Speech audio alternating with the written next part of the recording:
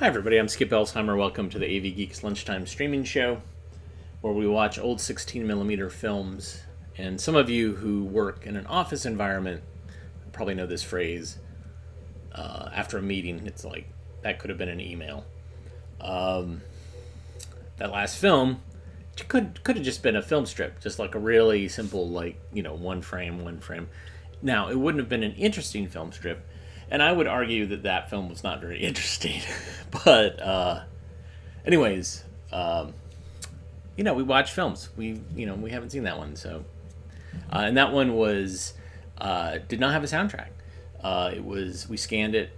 It was some part of the pre-production materials, and what they would do is they would add a soundtrack. Although it's like it's only going to be English because there's only English that's visible. Whatever. All right, here's an earlier Coronet film that's about your family. It's your family, not my family. Your family. Enjoy.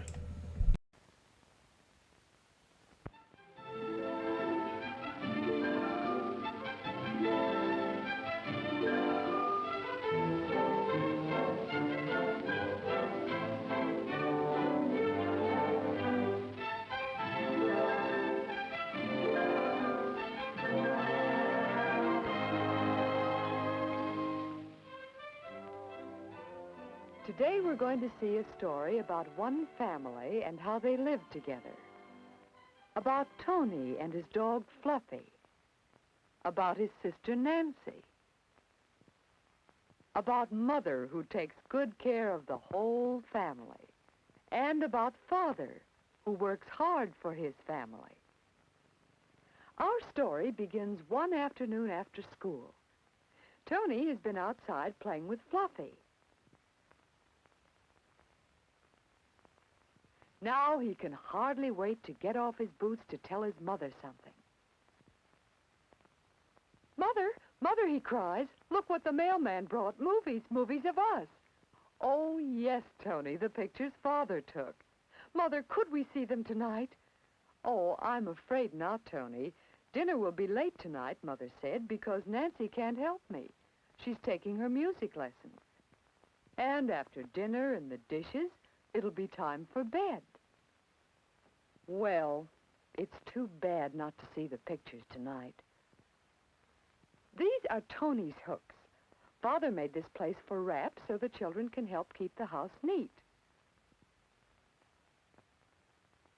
It's Tony's job to keep Fluffy's things put away, too.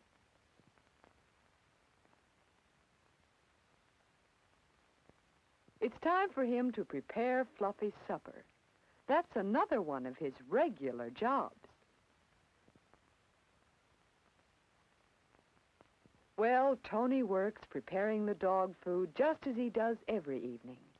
But he's thinking, late dinner tonight. No chance for fun together before bedtime. But maybe if things go right.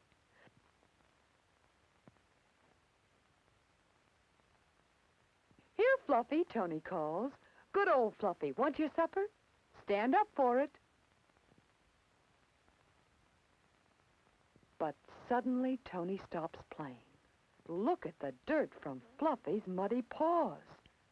And Tony's mother, she too is unhappy about those muddy paws because see what Fluffy has done to the clean kitchen floor. My, such a dirty floor. By the time Mother cleans that up, dinner will be even later. Now there'll be no time to see the movies together. Mother is sorry. Oh, that's too bad. What could Tony do? What would you do? Mother, Tony says, if I wipe the floor and help you get dinner the way Nancy does, do you think dinner'd be early enough to see the movies together? Oh, maybe. Tony gets busy right away. Maybe if he does some extra work helping his mother, maybe dinner will not be so late after all. And if Father gets home on time...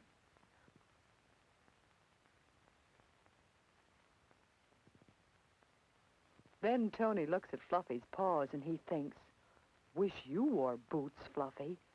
But I'll wipe your paws anyway so you won't track up the kitchen anymore and make dinner late.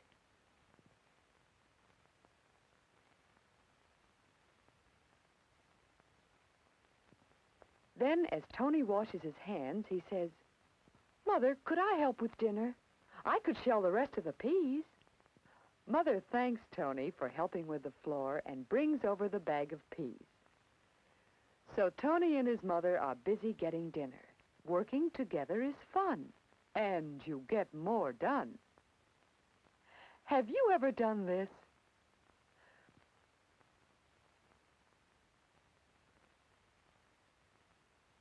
Well, the time seems to go fast as Tony and his mother work together. Now, let's look in the dining room to see... Well, here's Nancy, home from her music lesson, and she's setting the table. This is one of her regular jobs. She likes arranging a pretty table for the whole family to enjoy during dinner. Then, before long, the table's all set, ready for dinner. And out in the kitchen, the dinner's all ready to set on the table. And Mother says, "We'll be ready to eat as soon as Father comes home. My, I hope he's not late, don't you?" And here's Father now, coming home from his daily work. "Hello, Nancy, how are you tonight?" Father says. Then he calls out, "Hello, everybody in the kitchen." And oh, is Tony happy. Father's home, dinner's ready. There's time, isn't there, Mother? There's time. "Yes, Tony," says Mother. "There's time." "Hi, look what came, the movies we took," Tony shouts. And Father says, "That's fine. Pictures of shoveling snow and what else? Shall we see them after dinner?" "How soon do we eat?" "Right now," says Mother, "as soon as you're ready."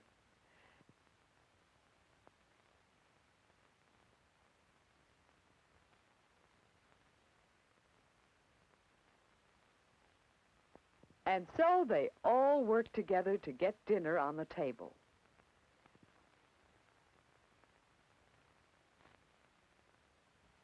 But even though they're thinking about their fun together after dinner, they're not going to hurry through the meal itself.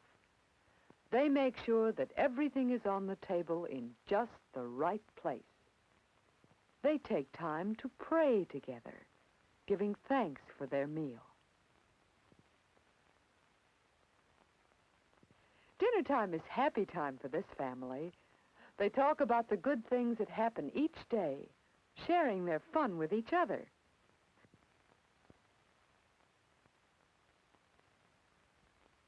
Nancy tells of something pleasant that her music teacher said today. Mother says how helpful Tony was this afternoon.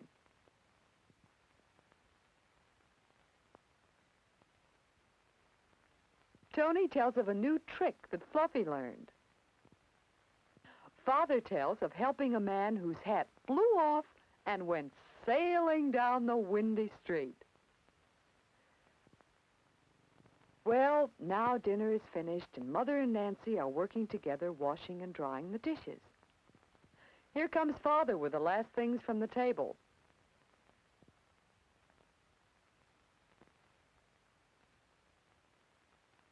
Tony works with his father, helping him splice in the titles and put the movies in the right order. Well, it's about time to set up the screen. "I'll do it," says Tony. "Hope Mother and Nancy will be finished soon." Tony hurries with excitement. They are going to see the movies together. "The dishes are finished. The dishes are finished." Is everybody set? Ready? Lights. Action.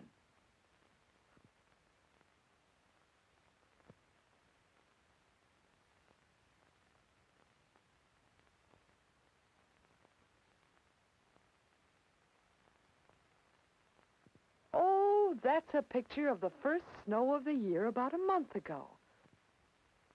Look at Mother sweeping the snow. Cleaning the sidewalk is one of Father's regular jobs, but this time he's taking the pictures. There's Tony shoveling, too.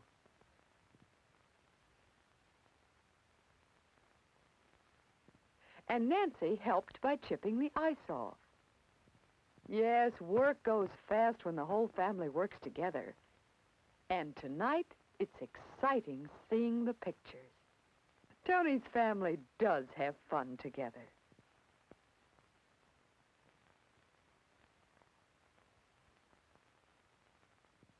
Oh, pictures of ice skating. Nancy looks cute in that outfit. And Tony, that's his first pair of real skates.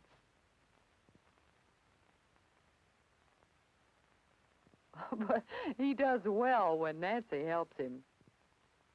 Don't they skate smoothly together? There's Mother. Isn't it fun to see her on ice skates? She's enjoying it, isn't she? Their neighbor took this movie of the whole family skating down the pond together. My, that was fun, wasn't it? Doing things together is fun.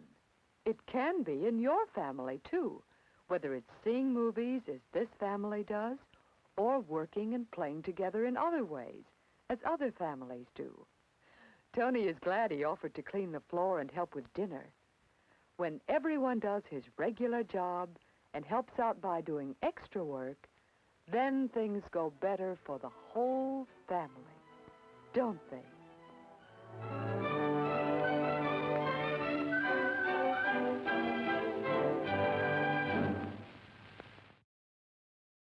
Excited when they brought out that projection screen and that little 8mm projector. Yeah. So that's an early cornet, and it's an early Kodachrome. So, very exciting when we find those in this big collection of stuff we've been scanning. All right, so behind me I've got right there, there's a film scanner right there. For some reason I can't orient myself with the webcam today, but yeah, so we pulled this film off the shelf. We haven't seen it. We're going to give this a shot. I was having some problems with some tension, but we'll see. Here we go. This is What You Do Speaks So Loud. Enjoy.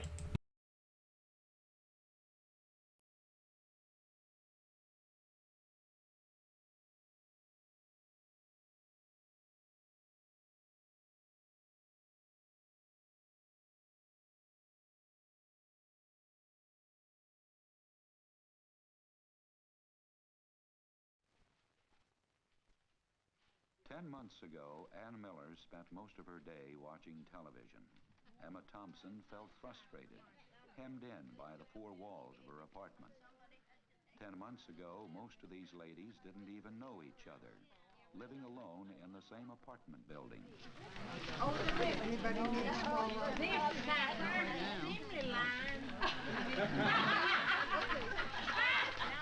No use to lie about it. Something happened here, something to change their lives. Program director Ruth Ann Gear was involved from the start and can tell it best.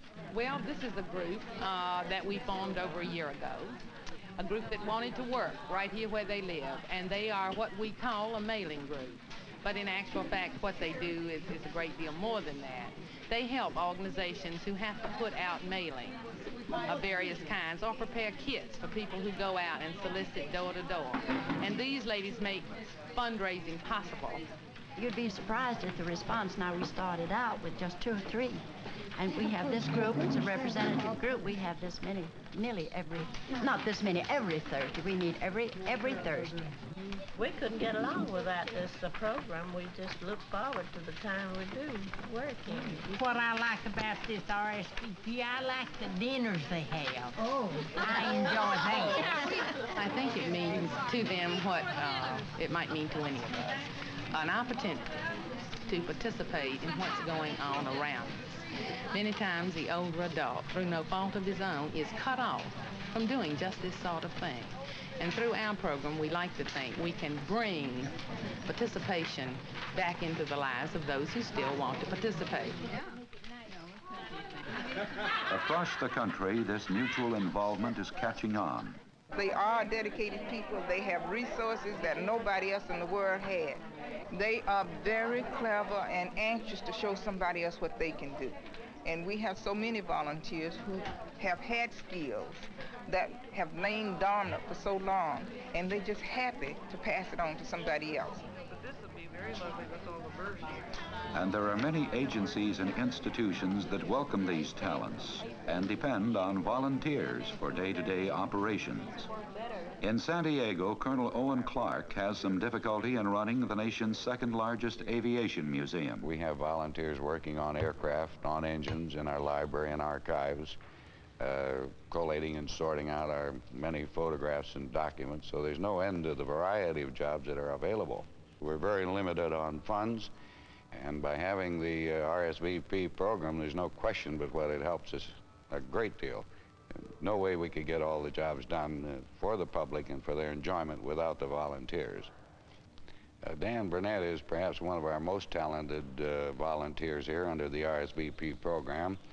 He originally worked on the 1927 Ryan Spirit of St. Louis, which we have a reproduction of here in this museum. Dan is now in charge of our restoration of a JN4D Jenny 1916 vintage. And he has probably more talent in that field than anyone we know of. I've retired from 50 years of actual building of aircraft, and you must understand that in rebuilding an airplane, you have double the time because you have tear-down time and repair and then reassembly, and it's a long process, but it's a process of a labor of love for those of us who did work and learn from the early days. We should be proud of what we have done, and I think that we should be proud to keep on with what we have done and keep ourselves busy. And thanks to RSVP, it's made it possible for a lot of people that wouldn't have been able to get from their home to the place of where they're doing their volunteer work. For older Americans, life can often become an obstacle course. One of the biggest hurdles for many is the difficulty and the cost of getting from here to there. One important part of RSVP, the Retired Senior Volunteer Program, is to provide transportation to help put older Americans in action, enabling them to give their time and energy where it is needed most.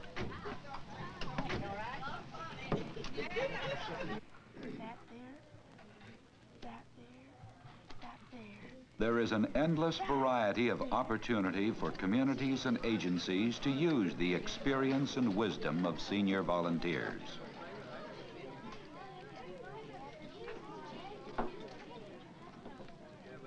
We have a program of older people getting to know young children. The program started with us needing more time to give to the children. Then we wanted to introduce creative stitchery to the children, and they needed almost a one-to-one ratio with an adult. We as teachers could not give them this.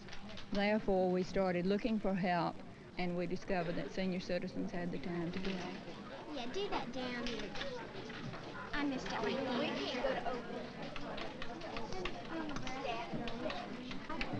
Okay, I'll try it now. The children, I don't think, will ever forget what state flower is in which state or what after they've worked for many weeks on embroidering it. And the senior citizens, it has given them a very meaningful experience in coming each week to help the children with this, because the children could not do it without them.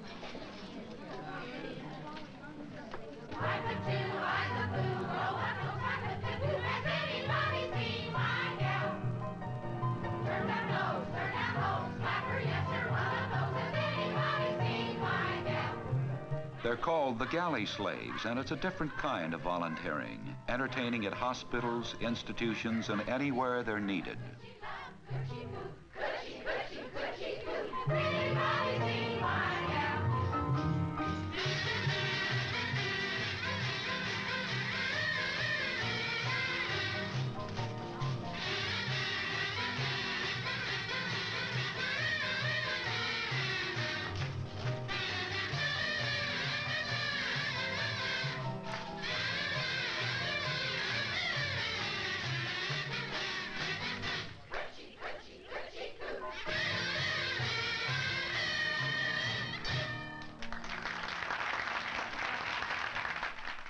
Volunteering, remaining active after retirement, what one does with one's life. The choices vary as much as people vary. Lucinda White delivers meals to shut-ins, and for her, this job has a very special meaning. So you go to this building, and meals are brought in, you fill your container, you have a certain route. I do, which is in the northeastern section of Huntsville. And I take them to the patient be. In warm weather, they usually standing out on the porch waiting for it. But cold weather, you have to knock on the door and go in, and then you take the meal and take it back to the kitchen. It means it's something I really look forward to, and meeting the people, and we establish a good rapport.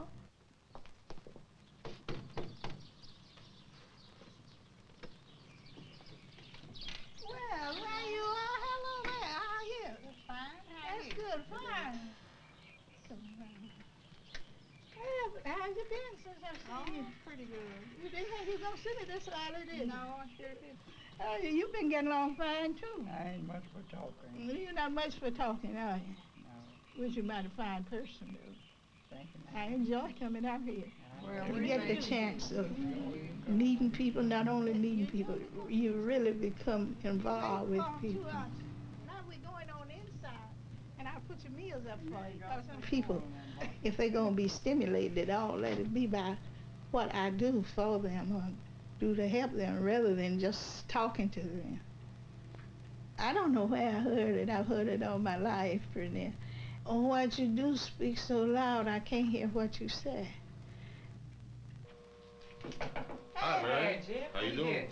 Pretty good. Hi, Hello, how are you? Ruth Ann. Jim Spencer is a volunteer who tutors adults. He also helps Director Ruth Ann Gear on RSVP business. We always use another volunteer, you know that. Well, I might just have one for you. I Good. was out at the mall the other day, and I ran into an old friend of mine, a man named Joe Johnson.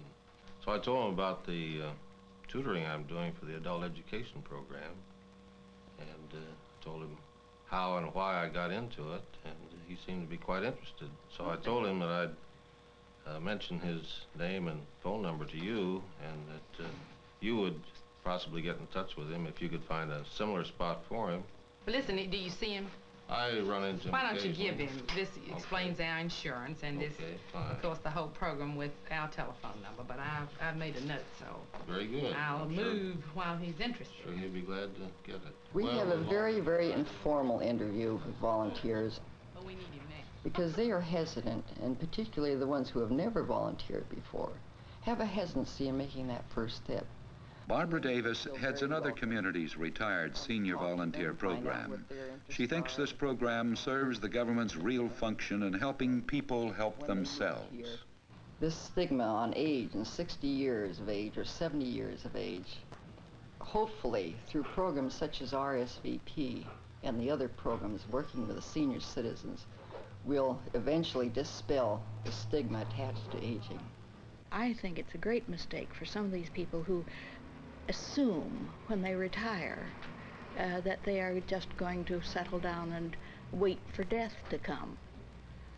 I have no intention of doing that because I think that I can find a place where I can be active, where I can be useful, where I can be happy in association with other people. That, of course, is one of the things that I think RSVP does for all of us. Helen Sparks works with Barbara Davis. A retired file expert, her job is to help man the RSVP office. Around here, they call her Sparky. I think that all seniors should look forward to some kind of activity and not entertainment. I think entertainment grows stale after a bit.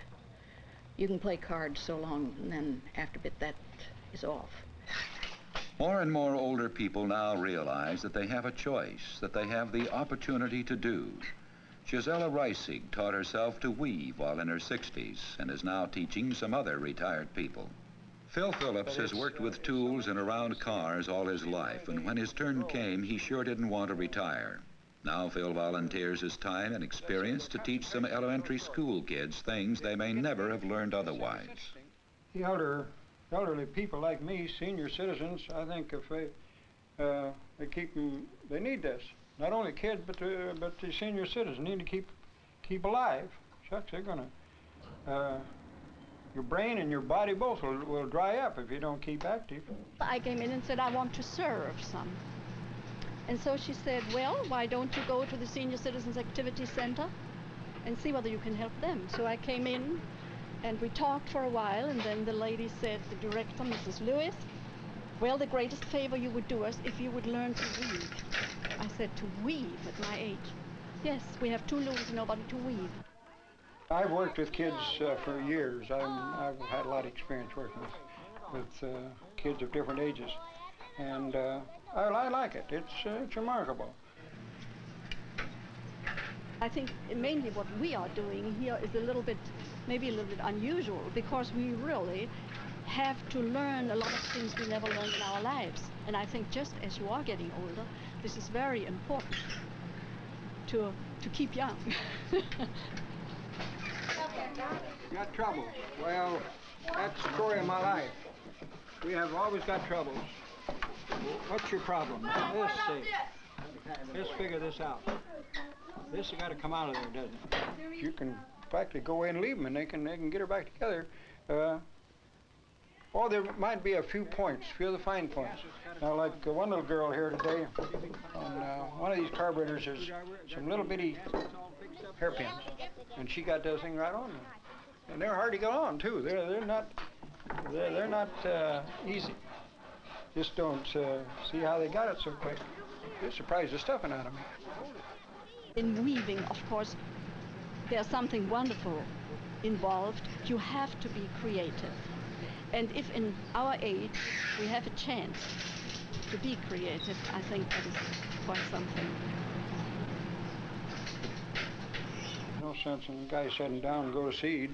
You just, do something and enjoy life, and this is enjoyable. Older Americans in action. Senior citizens from all walks of life are enjoying themselves more while helping others. And this is at least in some small part due to the retired senior volunteer program. A part of Action, RSVP provides that much-needed stimulus to bring volunteers together with agencies. With the aid of state and local government, Action provides the initial funding to programs, enabling any American retired and over 60 to give his or her time once or twice a week. And yet many volunteers spend even more time than that, for as they have become more involved in their volunteer jobs, they have become more involved in life.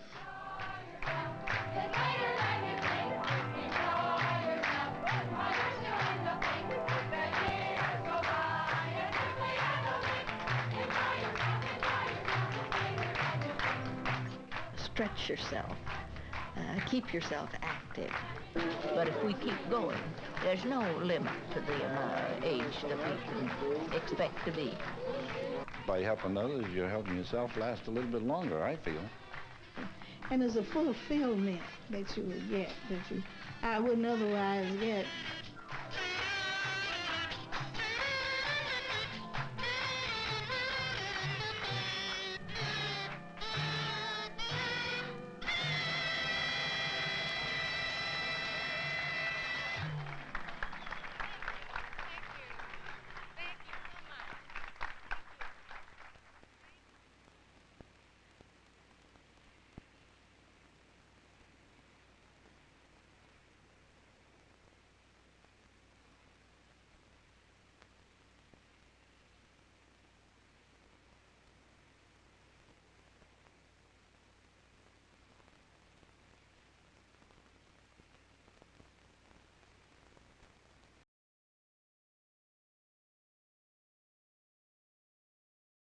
Right.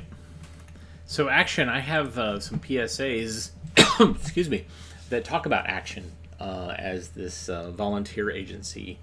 And someone mentioned in the comments, I don't know how accurate that was, but somebody said that that's what's turned into AmeriCorps, which is fascinating. All right. Kazoo footage, man. I love me some kazoos. All right. Let's learn how to make a bronze. Enjoy.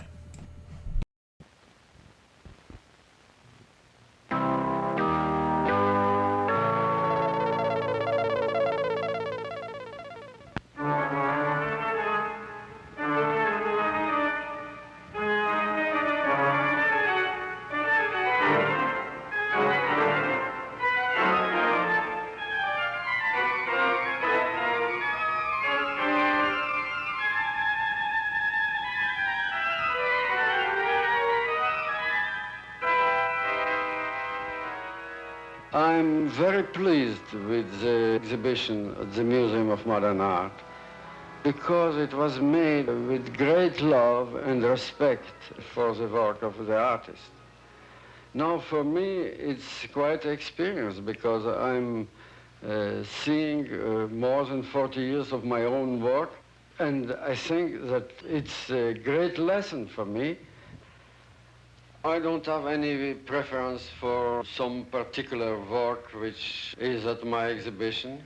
I just go through all the rooms in the garden like I would remember my past life. It's a very interesting experience for a living artist.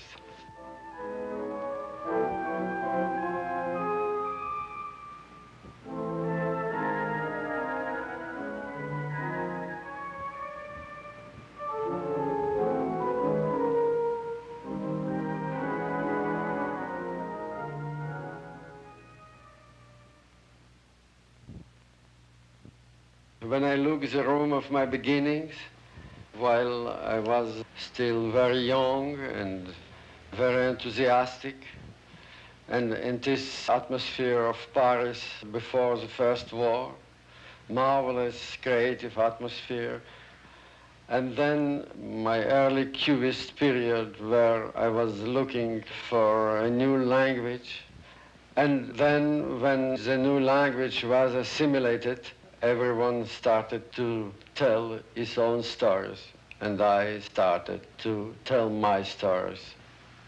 I have been now for 44 years a professional sculptor. I studied a lot, I saw a lot, I worked a lot. I had the great privilege to have among my friends the highest spirits in the field of art. We had endless discussions. And from this life experience, I came to some convictions. These convictions are ruling my life, they are ruling also my work. Among my convictions, which I prize the most, is the freedom for the artist to go wherever his imagination leads him.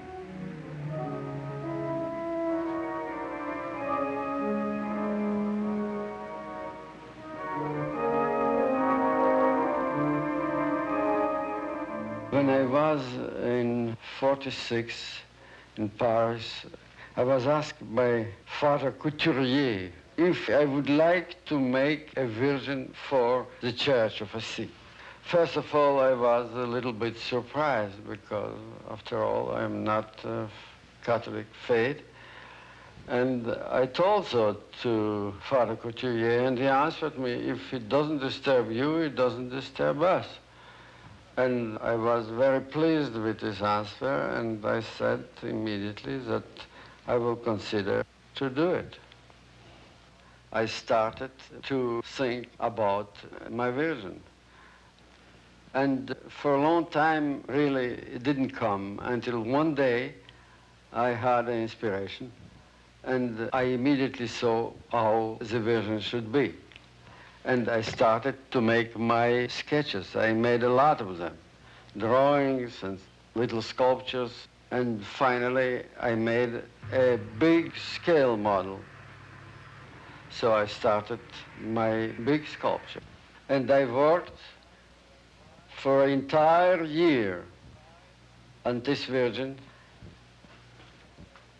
It was almost completed when a fire destroyed everything in my studio.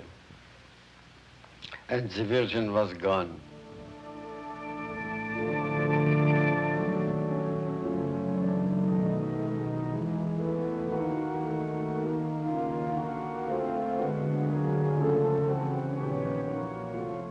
Of course, the fire was a tremendous tragedy in my life, but I immediately started all over again. And with the help of friends, I started to build a studio.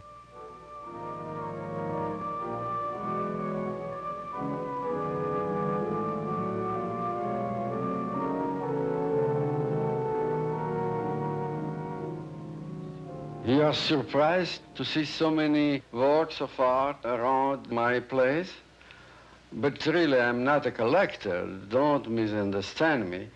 I'm a workman who is interested in work done by other people, from the prehistoric times until today. People say that the objects which are here around me, coming from different ages and different places, have a kind of unity. I think this unity is because they're coming to me. I choose them. I like to watch how the human mind realized with the hand ideas, all kind of ideas, plastic ideas and human ideas. That's why I'm fascinated by all these things which are around me, and I love the atmosphere which it gives me. I'm watching all these things every day, and every day is new for me.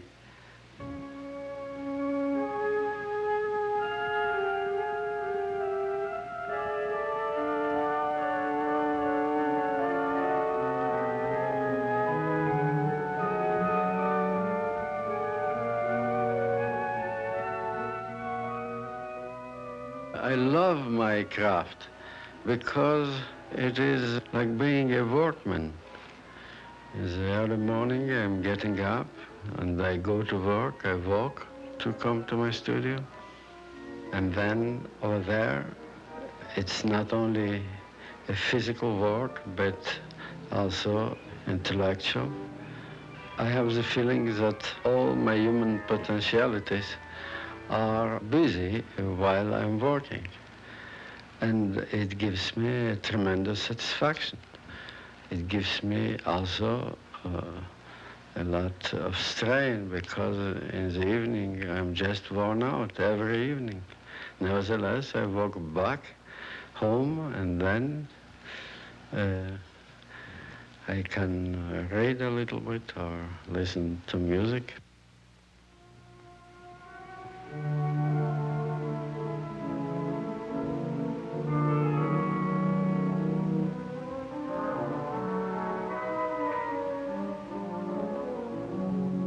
To make a sculpture, I don't have really any process. It's very different. Sometimes I'm making a lot of drawings before I start to make my sculpture.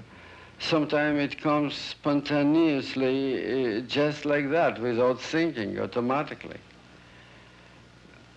I started to build my new Virgin, and now it is completed in plaster and will go to the foundry.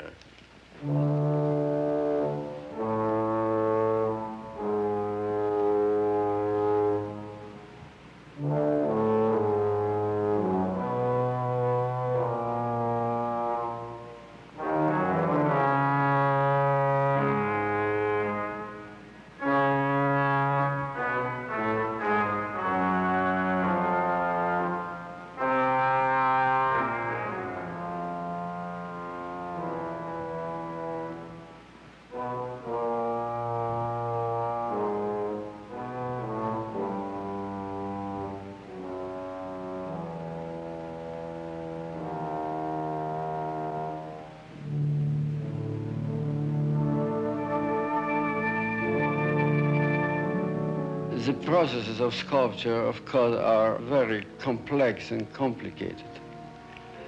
if you work in clay, you model, well, you have to cast it, and after that it goes to bronze, and the casting of bronze is a very long and difficult process, especially if it's done like I like to do it in the lost wax process. It's something which is very slow before you have a result, but you have to love it to go into it.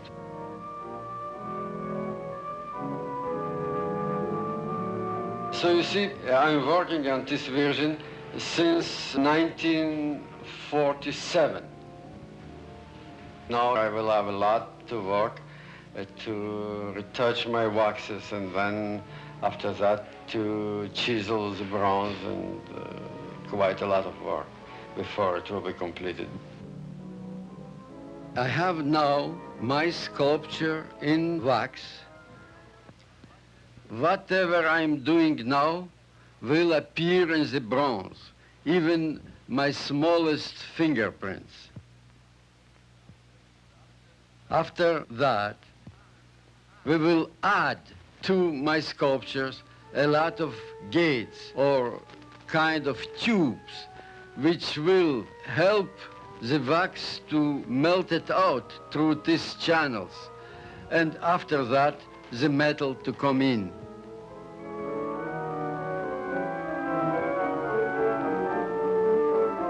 When it's ready, we cover it with the kind of mixture of plaster and silicate.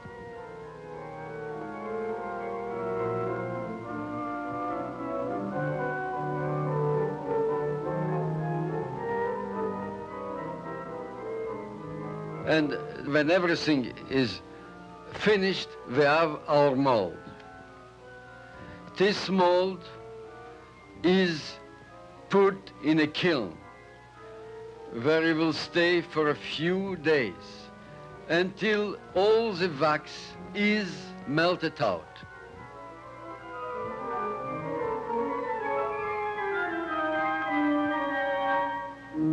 After that, we will put the mold in a kind of a pit which is at the foundry, and we will put sand all around so that when the metal, which is coming with a tremendous strength, will come into the mold, it should not burst.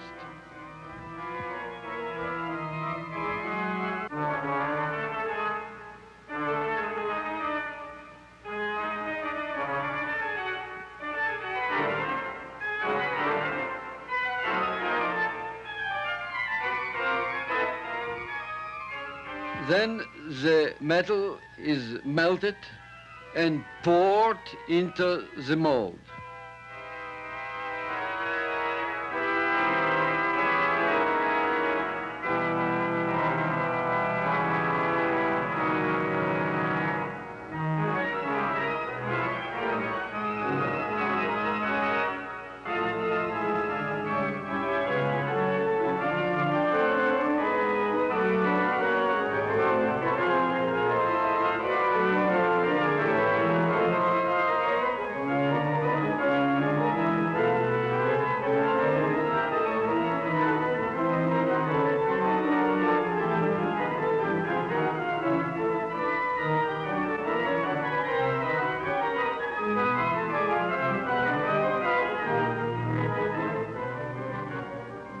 After that, the mold has to cool off.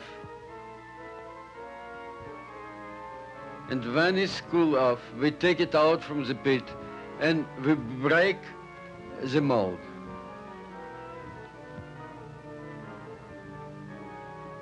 When we break the mold, we find our sculpture in metal plus all this tube which we added.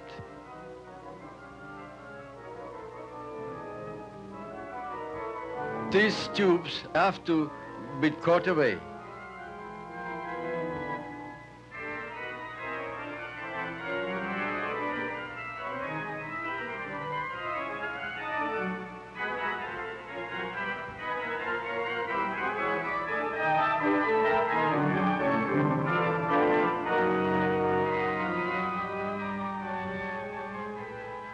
then the artist is chiseling with a chisel and a hammer, chiseling directly into the metal to even up all the material.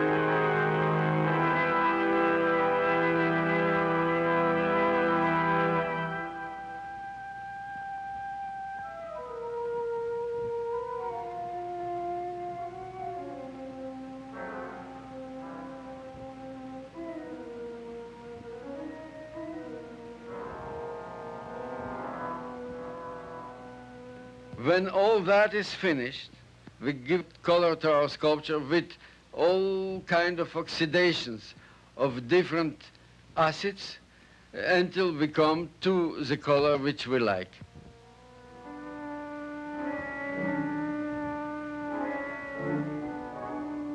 Then the sculpture is finished.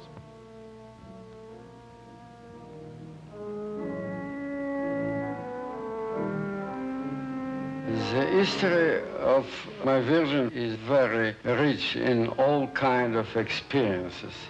Pleasant, unpleasant, tragic, marvelous. It seems to me that sculpture is just a miraculous medium. Of course, I'm prejudiced because it's my craft, I love it. But to see how something is born from your hand, something that didn't exist before and now is here existing, taking place in the space, it is just miraculous. I made this inscription in French and I used my Jewish name. It reads, Jacob Lipschitz, Jew, faithful to the religion of his ancestors, made this virgin for the better understanding of human beings on this earth, so that the spirit may prevail.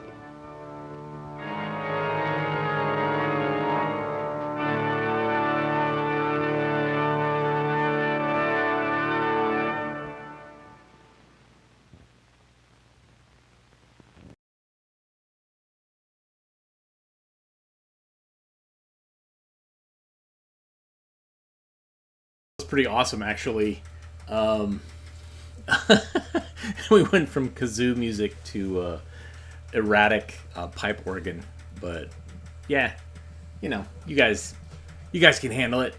All right, let's watch a King Rolo cartoon. Hopefully, this will not get us in trouble like yesterday. I should tell you about yesterday when we get back. All right, so here's King Rolo and the dishes. Enjoy.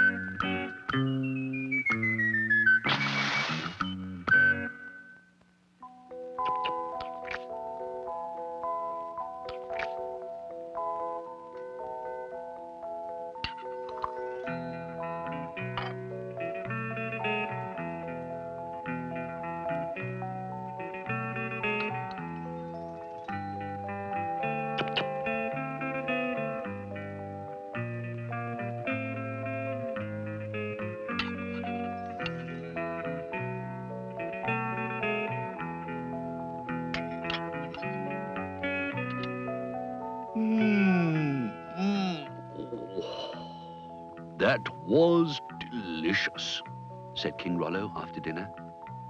Ah, yes, really delicious, said the magician. In fact, we'll wash up for you as a treat, King Rollo said to Cook.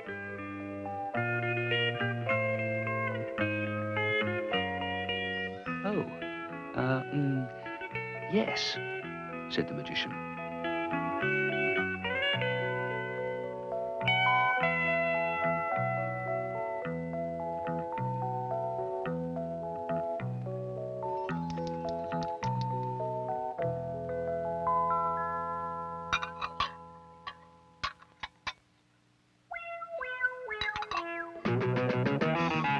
King Rollo and the magician carried the dishes into the kitchen.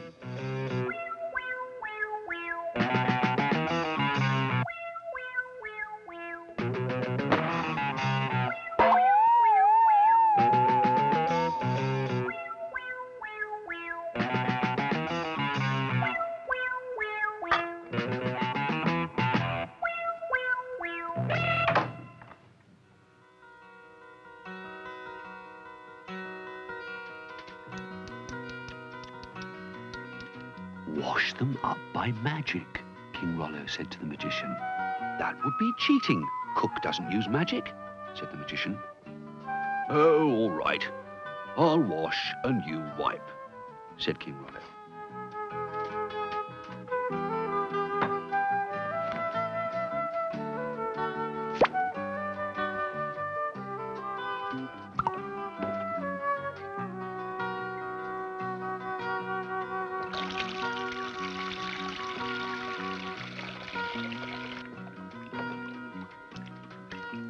He washed the first plate.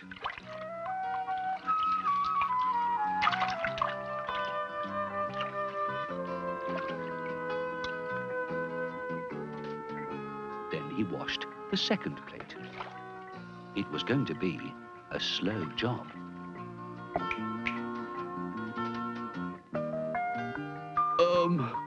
Not even a little magic?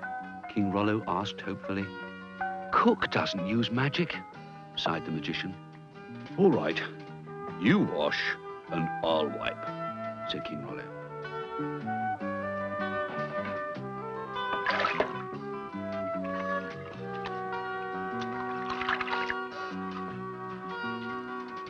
The magician washed a plate and passed it to King Rollo. King Rollo dropped the plate and it smashed on the floor. Now look what you've done, said King Rollo. Now look what you've done, said the magician. Shh, said the magician. Cook is coming. Quickly, the magician made a magic spell. At once, the plate was mended and dry. King Rollo looked at the rest of the dirty dishes. Then he looked at the magician. The magician looked at King Rollo. Then he looked at the rest of the dirty dishes. He made another magic spell.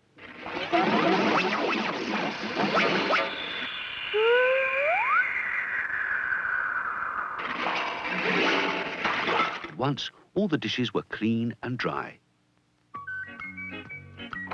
Then Cook came in. Well done, she said. You've washed them just as quickly as I could have. But of course, she added, there were two of you.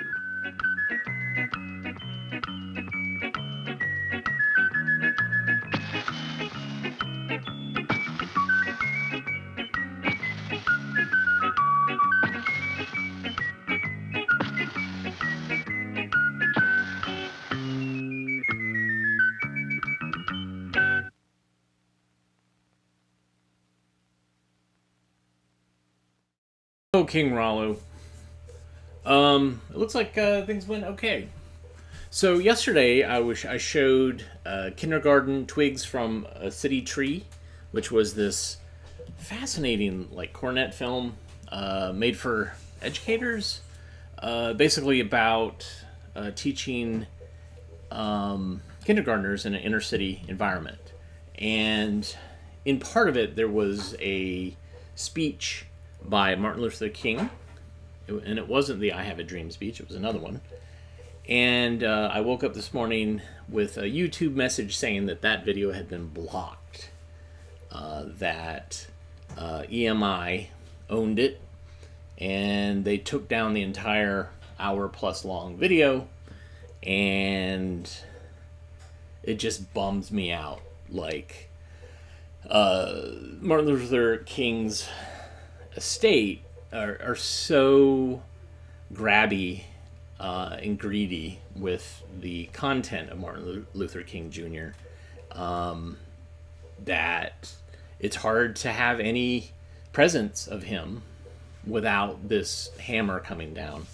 And so what I did is I basically removed the speech so that the rest of that entire show yesterday can be seen online. But, you know, it's not censorship, but it is censorship in a way. Like, it really bugs me that you have someone who, he wasn't perfect, but he said amazing things. He made people feel better about themselves and about what could be, and it's all being clamped down because of the legacy estate who want to make money off of it. And they're like, well, we do it because we also want to maintain the integrity of the message. Well, it's like, no, you just want to make money. And that's not the first time. That happens a lot with artists whose estate feel like they know better, and it's basically to maintain the cash flow. So yeah, I'm bummed out by that, but it's just kind of what happens. And I think that it does a disservice to King and his works. All right.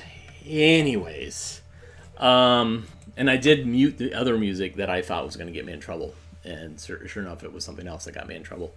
And you know, so related to that, like we at AV Geeks have actually dealt with some of the legacy stuff.